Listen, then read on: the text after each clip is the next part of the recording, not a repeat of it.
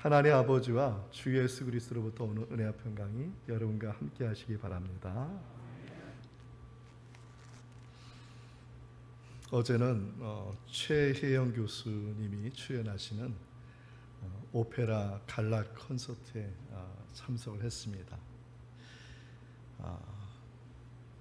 이 갈락 콘서트는 우리 귀에 이제 아주 쉽게 유명한 또 잘 알려진 찬양들을 곡들을 골라가지고 오페라 공연을 이렇게 하였습니다.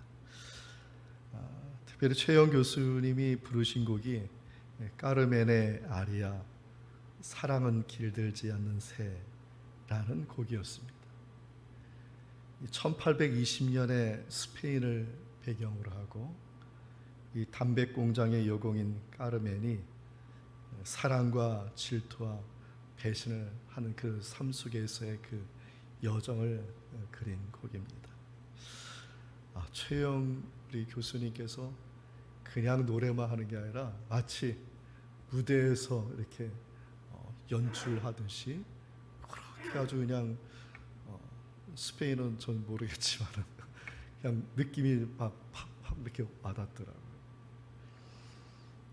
그 내용은 이렇습니다. 사랑은 길들지 않는 새, 협박하고 애원하고 얻을 수 없고 잡으려면 날아가 버리고 포기하면 어느새 옆에 와 있으며 잡았다 싶으면 왔다 갔다 다시 되돌아오는 어느 누구에도 얽매이지 않는 자유로운 사랑, 이런 곡조로 되어 있다고 합니다. 그 최영 교수님이 그 낯선 그 외국어에다가 그 감정을 실어서 그리고 마치 무대를 연출하듯이 액션을 취해서 이렇게 하시는 걸 보면서 저 무대에 서기 위해서 저분이 얼마나 수고와 땀을 흘렸을까. 참 마음이 이렇게 뭉클하게 다가왔어요. 교수라고 다 되는 게 아니라 수없는 반복과 수없는 연습과 또 그 수고와 또 눈물 가운데서 곡을 부르는 거였거든요. 배우가 무대에 오르기 위해서 무대 뒤에서 수많은 수고와 눈물로 준비하여 무대에 오르듯이 우리 그리스도인들의 삶은 과연 저 무대에 서 있는 배우와 비교가 될 수 있을까? 그런 마음이 들었습니다. 저들은 저 무대 속에서 그렇게 수고하고 눈물 흘리면서 연습을 하는데 우리는 단 한 번뿐인 우리의 인생의 무대에서 우리는 지금 헛된 시간을 보내고 있는 것은 아닌지, 그 인생의 무대에서 정말 하나님이 원하시는 삶을 살고 있는지 오늘 본문을 통해서 세 가지를 좀 살펴보고자 합니다.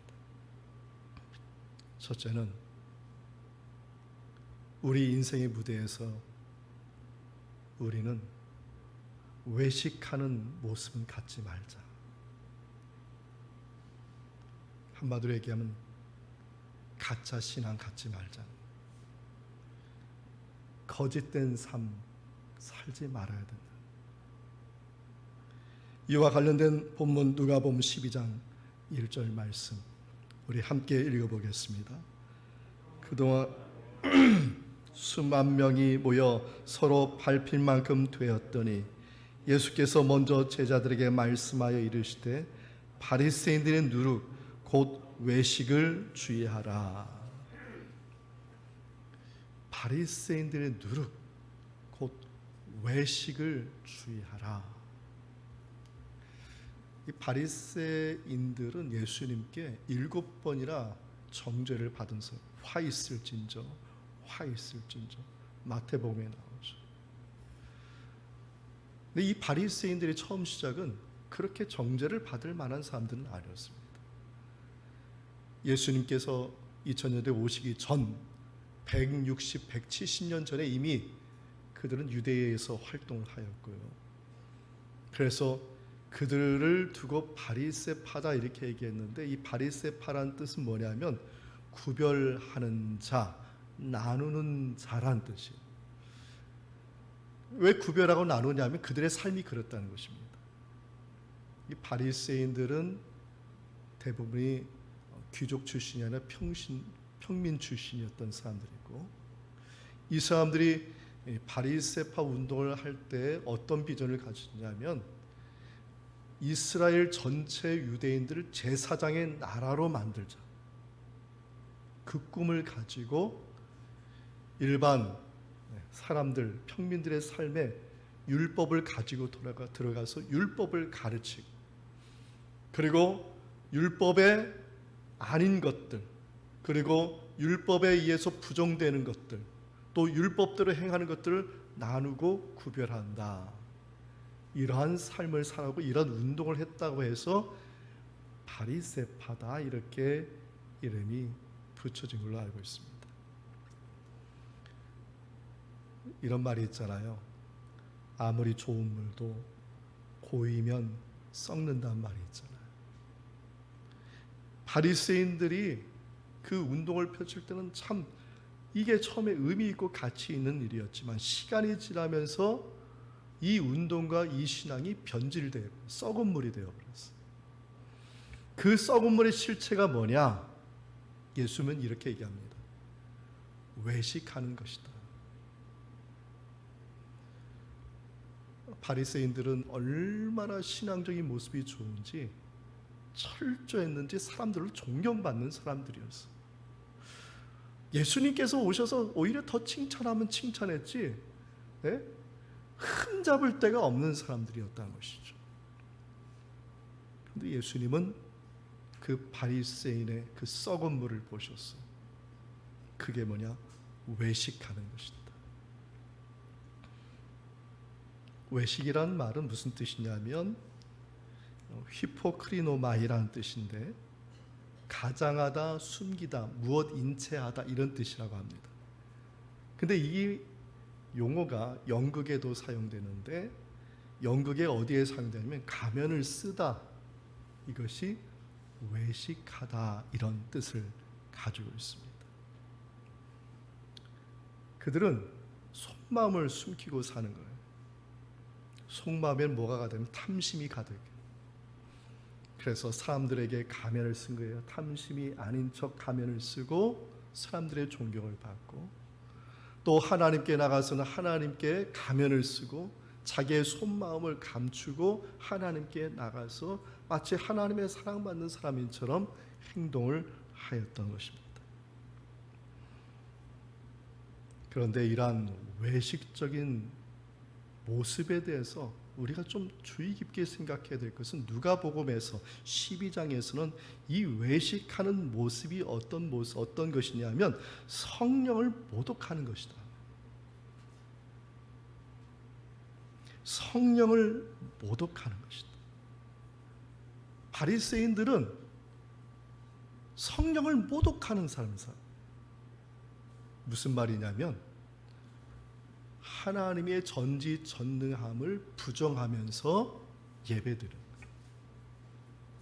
하나님의 일을 믿지 않고 그냥 운동만 하는 것이죠. 그 외식이고 성령 모독이에요. 하나님께서 살아계시고 우리의 근심 걱정 염려 머리털 새신바된 같이 다 헤아리시고 우리를 돌봐주시고 우리를 인도하여 주시는 줄 믿습니다. 바리새인 그게 없다는 거예요. 12장에 보면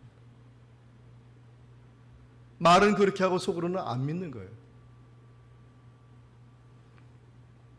두 번째로 이 바리새인들의 외식의 대표적인 게 뭐냐면, 메시아는 믿으면서도 예수 그리스도께서 하나님께 보내심을 받은 독생자시요 구원자이시라는 것을 믿지 않는다. 다시 말해 이건 뭐예요?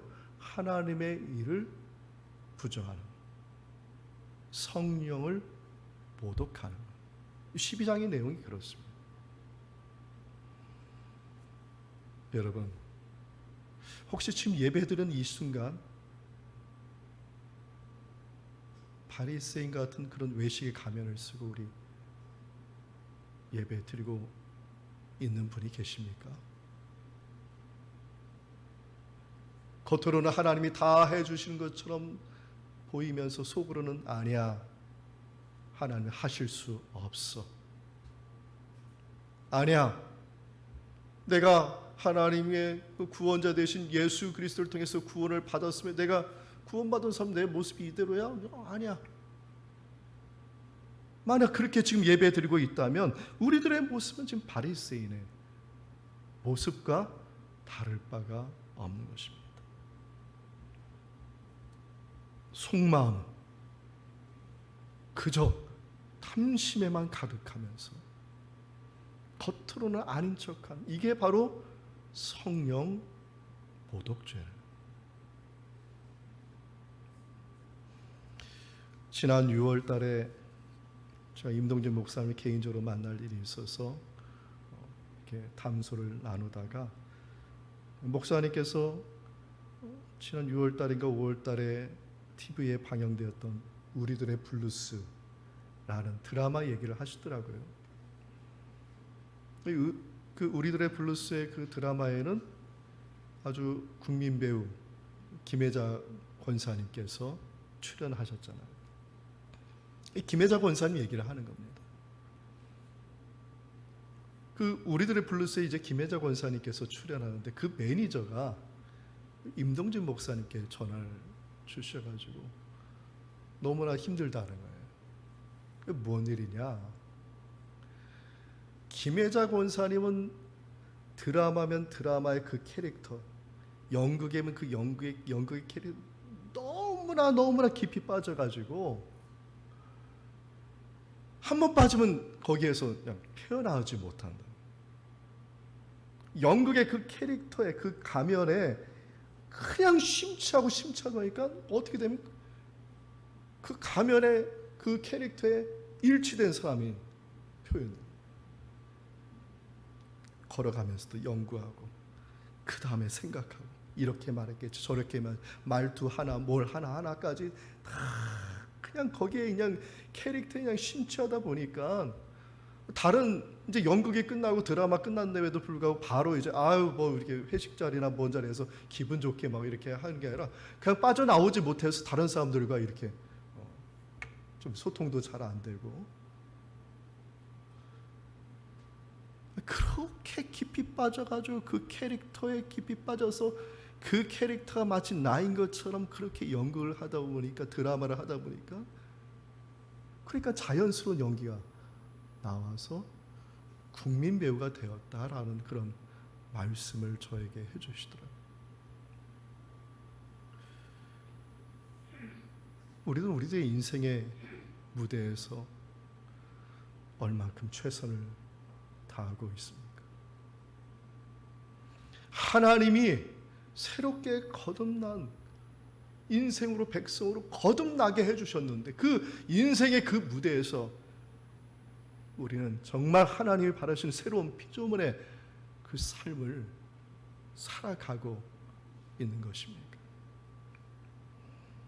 에베소 4장 22절과 24절에 보면 뭐라고 되어 있냐면 옛사람을 벗어버리고 새 사람을 입으라고 하였어요. 우리들의 인생의 이 무대에서 우리의 신앙 삶에 있어서 외식하는 모습, 성령 모독죄에 해당되는 그러한 삶, 후회되는 삶 살지 않으시는 우리 모두 다 되기를 주님의 이름으로 축원드립니다. 그럼 우리들에게 펼쳐지는 삶의 무대는 어떤 무대냐? 우리가 분명히 알아야 돼요. 내 인생의 무대가 아니라는 겁니다. 저와 여러분이 지금 거듭나서 우리가 지금 서 있는 그 무대는 하나님의 나라의 무대라. 근데 하나님의 나라의 무대라는 걸 일깨우치지 못하고 여전히 옛 습관처럼 나만을 위해서 살고 있다는 것이죠. 그 대표적인 말씀이 오늘 본문에 나온 어리석은 부자의 모습이 바로 우리들의 모습이 아니라고 부인할 수 있습니까?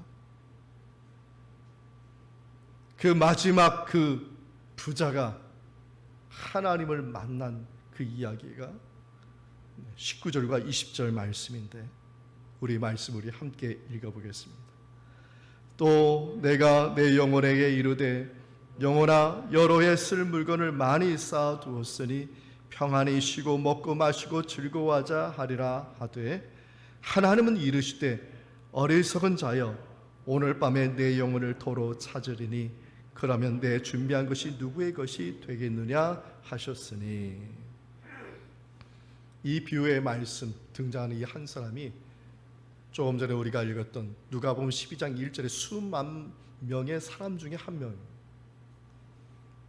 그 사람이 돌발적으로 예수님께 질문을 하였습니다. 그 사람은 어떤 사람이냐면 앞에 나와 있는 사람들, 다시 말해서 바리새파 사람들의 영향을 받은 사람, 바리새파 사람한테 가르침을 받은 사람, 바리새파의 그 가르침에 그냥 온전히 그냥 심취되어서 무엇을 위해서 사느냐? 탐심을 위해서 사는 대표적인 한 사람이 지금 예수님께 나와서 예수님께 부탁하는, 자신의 형들에게 명하여 유산을 나누어 달라는 것이죠.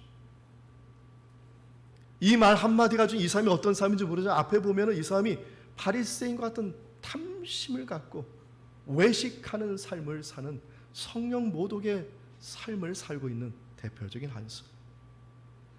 그는 자신의 본심을 숨기고 마치 자신은 불쌍한 사람인 양 예수님께 나와서 유산 상속을 해달라고 말하고 있는 거 아니겠습니까? 예수님은 그 심중을 다 아시죠. 그 심중에는 탐심이 가득한 것. 그래서 예수님이 따끔하게 말씀하세요. 이 사람아, 누가 나를 너희의 재판장이나 물건 나눈 자로 세웠느냐? 왜 그 일을 나에게 부탁하느냐? 말씀을 하셨어요. 그러면서 뭐라고 말씀하십니까? 어리석은 자요. 어리석은 자요. 어리석은 자요. 저희가 본문 20절 말씀 읽었는데요. 우리 다시 한번 우리 읽어볼까요?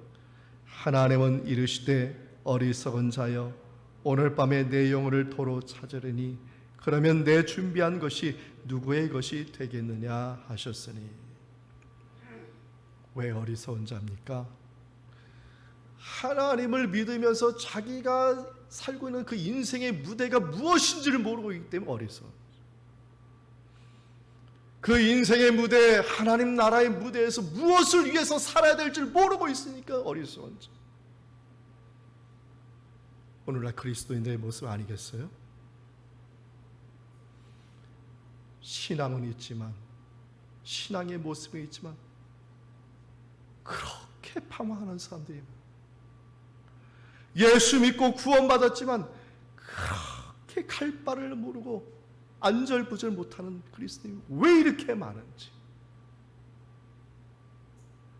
남 얘기가 아니에요. 오늘날 그리스도인의 모습이 아니겠습니다. 하나님 나라 무대 위에서 무엇을 할 줄 모르는 그 사람. 오늘 본문 15절에 예수님께서 말씀하십니다. 함께 읽어보겠습니다. 그들에게 이르시되 삼가 모든 탐심을 물리치라. 사람의 생명이 그 소유에 넉넉한 데 있지 아니하니라 하시고. 지금 탐심 얘기하면서 갑자기 생명 얘기가 나왔어요. 이 사람이 구한 건 생명이 아니라 탐심이에요. 탐심, 자기 충족해 달라는 것이. 근데 예수님은 생명에 관한 얘기를 하셔요. 다시 말해서 하나님의 나라의 이름 무엇이냐면, 하나님의 나라의 목적은 무엇이며 생명을 살리는 일이라는 것이에요.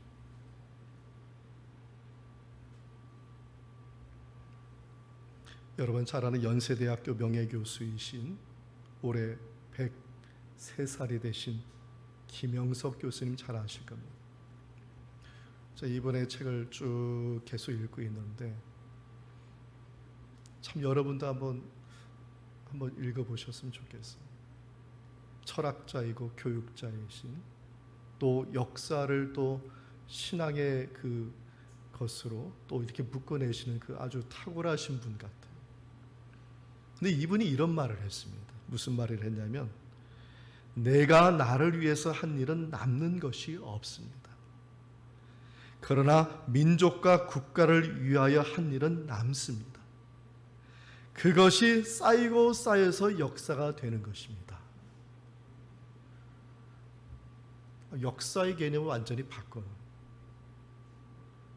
히스토리의 개념을 완전, 세상에서 말하는 히스토리 개념을 완전히 바꿔놨어. 내가 나를 위해서 하는 일은 절대 이 세상에서 남은 것을 보지 못했다는 거예요. 그러나 민족과 나라를 위해서, 그리고 다른 사람의 생명을 위해서 한 일은 남게 되고, 그것이 쌓이고 쌓이고 쌓여서 역사가 된다는 거예요. 오늘 본문의 이 어리석은 부자의 이 비유에 아주 짧아요. 17절에서 19절의 이 짧은 이 구절에서 이 부자가 뭐라고 말을 했냐면, I, my, 내 것, 나의 것. 이 짧은 구절에서 몇 번을 반복해요? 5번을 반복. 다시 말해서 이 어리석은 부자는 무엇을 위해서 살았느냐? 탐심으로 가질 뿐만 아니라 나를 위해서 산 것이고, 그 나를 위해서 산 일은 어떻게 돼요? 나중에 아무것도 남지 않게 되었다. 예수님 말씀하시잖아요. 하나님이 내 영혼을 취하면 네가 가진 그 재산 누구 것이 되겠느냐.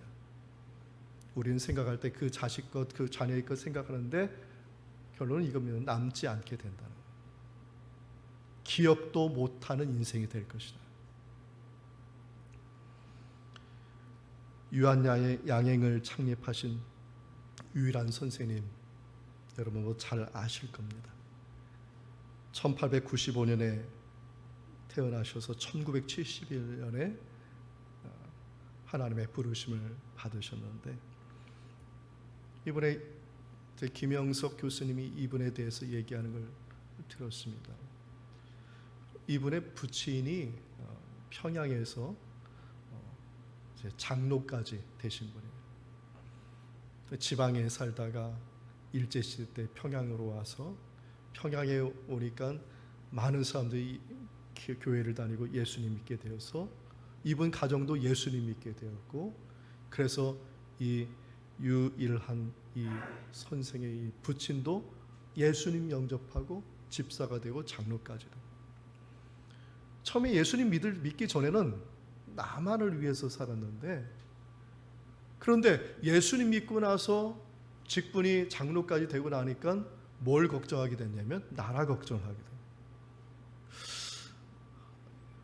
남들은 저기 만주에 가서 독립투쟁도 하는데 나는 그럼 무엇을 해야지 나라를 위해서 사는 것인가? 고민하시다가 결론 낸 것이 뭐냐면, 그래, 그럼 내 자식 중에 한 명을 어디 먼 나라 미국에 유학을 보내서 그럼 나라를 위한 위대한 사람 만드는 것이 그럼 내가 할 일이다.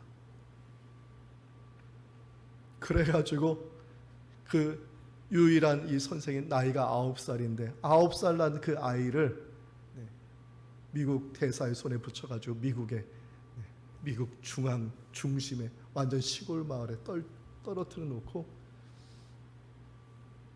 거기에서 여기서 유학할 돈을 보낼 수가 없으니까 이 유일한 이 어린아이가 미국 집에서 가정일을 하면서 아르바이트를 하면서 고생하면서 초등학교 나오고 중학교 나오고 고등학교 나오고 대학교 나오고, 그리고 자수성가한 거예요. 오히려 돈을 벌어서 집에 보내줄 정도예요. 집이 더 어려우니까. 고등학교 시절에. 근데 이 유일한의 선생님의 이 부친이 이 유일한의 그 9살 난 그 아이의 마음속에 무엇을 심어놓냐면, 너는 나라를 위해서, 너는 성공해서 나라를 위해서 쓰임받는 사람이 되고 나라를 위해서 일할 사람이 되어야 된다. 이 9살 난 이 아이의 마음속에 늘 나라 생각밖에 없는, 그리고 대학생이 졸업하고 나서 자수성가해서도 나라 걱정밖에 안 해요.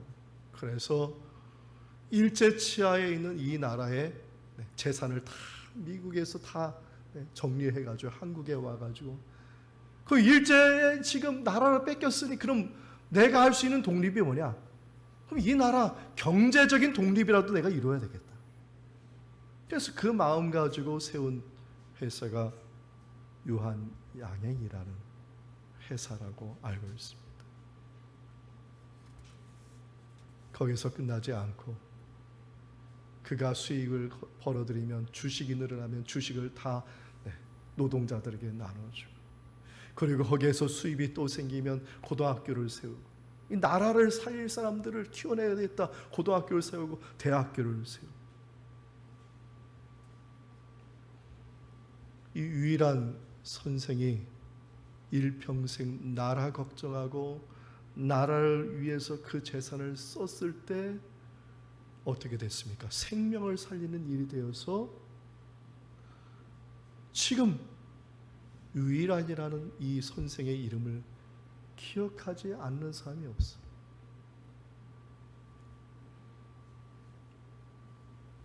우리는 지금 하나님의 나라의 무대에 서 있습니다. 하나님의 나라에 서 있는 우리는 김영석 교수님이 하신 말씀을 기억해야 됩니다. 나를 위하여 한 일은 남는 것이 아무것도 없다. 살아보니까.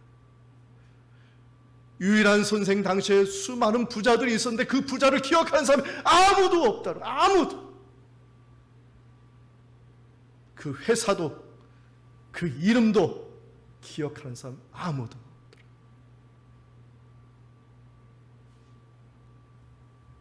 마태복음 6장 33절 말씀인데 우리 함께 읽어보겠습니다. 그런즉 너희는 먼저 그의 나라와 그의 의를 구하라. 그리하면 이 모든 것을 너희에게 더하시리라. 아멘. 저는 김영석 교수님과 유일한 선생님이 사신 그 삶이 바로 이 말씀이라고 저는 생각합니다. 하나님의 나라를 위해서 씨를 심고 하나님 나라에서 일을 하고 생명을 살리는 일에 그들이 동참하였을 때 누가 기억하시느냐? 하나님께서. 할렐루야. 하나님께서. 이 세상에 이름도 남길 뿐만 아니라 하나님께서. 저는 이게 부유한 자 아닌가 생각해요.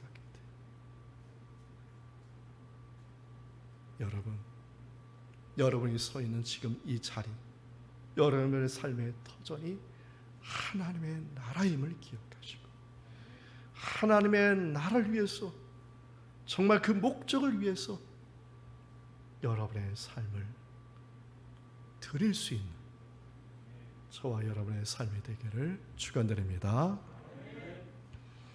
셋째는 하나님의 나라의 무대 위에서는 작은 것부터 하나님께 영광 돌리는 믿음이 되어야 된다는 것입니다.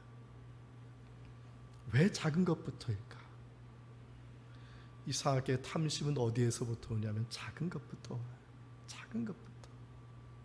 작은 것부터 쌓이고 쌓여서 뭐가 되느냐면 큰 탐심이 돼가지고 하나님 나라 그 일을 위해서 살지 못하게 만듭니다.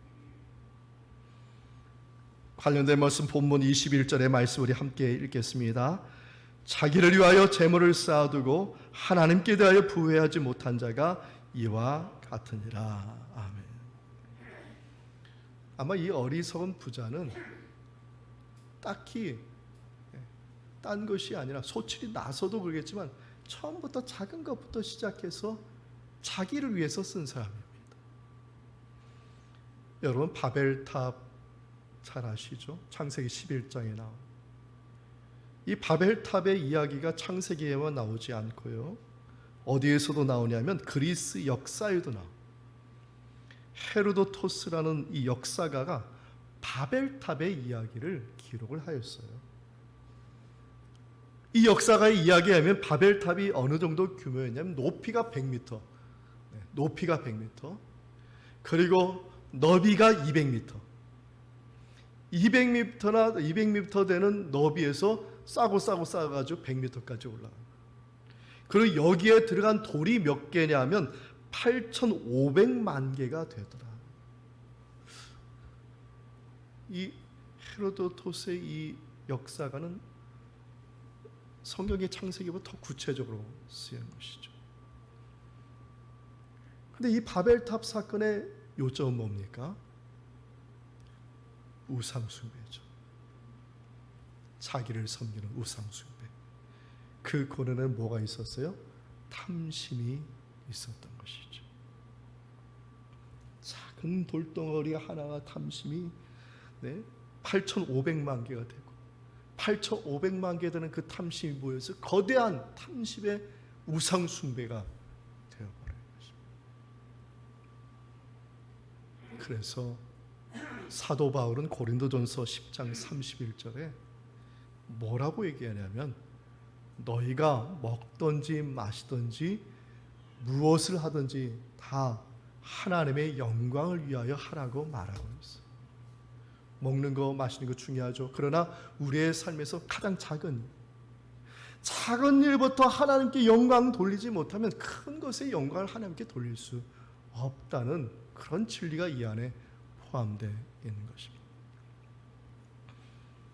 제가 말씀을 준비하면서 오카노 목사님이 사랑의 교회에 심호하실 때 레나 마리아를 초청한 그 일화를 보게 되었습니다.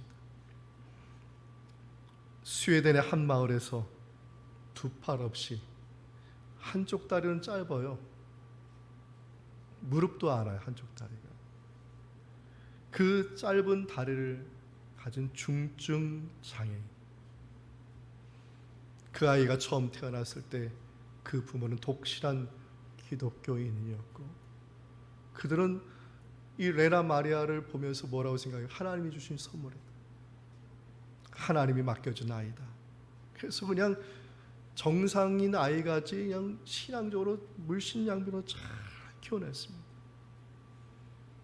그래서 이 아이가 자라나서 어떤 일을 하냐면 한 발로 십자수도 놓고 한 발로 요리도 하고 한 발로 피아노도 하고 운전도 하고 또 한 발로 성가대 지휘도 하고 그리고 수영도 너무 잘해가지고 세계 장애인 수영대회에서 4개의 금메달을 딸 정도로 잘 성장했어요.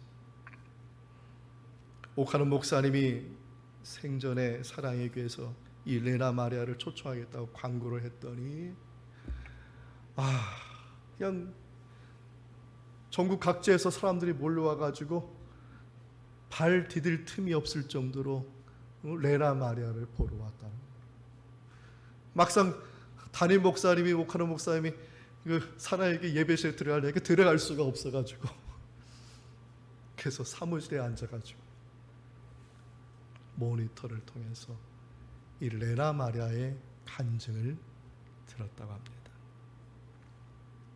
그 간증 중에 이 레나 마리아가 찬양곡 My Tribute라는 나의 찬미라는 찬양곡을 듣게 되었어요. 그 찬양을 들으면서 갑자기 마음이 뜨거워지시 오카노 목사. 그 후렴구가 이렇게 되었습니다. To God be the glory. To God be the glory. To God be the glory. 날 사랑하신 주 하나님께 영광 하나님께 영광 하나님께 영광 날 사랑하신 주. 오카노 목사님이 그냥 눈물이 폭포수처럼 쏟아지면서 양팔이 없어도 다리 하나 없어도 하나님의 은혜에 감격하여서 이 레나 마리아 이 찬양을 들으면서 감동하였어요. 그러면서 뭘 생각했느냐? 나 같은 사람도 나를 위해서 살았다는 것을 알고,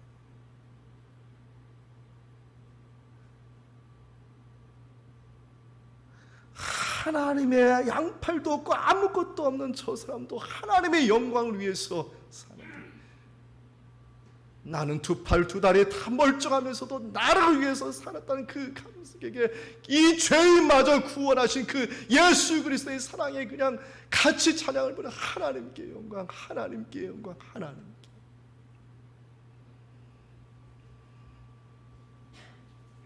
사랑하는 성도 여러분, 이제 우리가 어떤 인생의 무대에 서 있는지를 깨닫기를 원합니다.